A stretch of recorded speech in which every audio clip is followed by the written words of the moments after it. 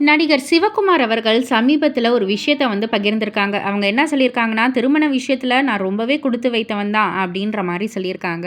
அவர் சொன்னதாவது, "ஆரம்பத்தில என்னுடைய மனைவி பெருசா படிச்சிருக்காங்க, பட்டமெல்லாம் வாங்கியிருக்காங்க அப்படின்னு நான் பயந்தேன். ஆனா படித்தவளா இருந்தாலும் எல்லாவற்றையும் அமைதியா செய்றாங்க.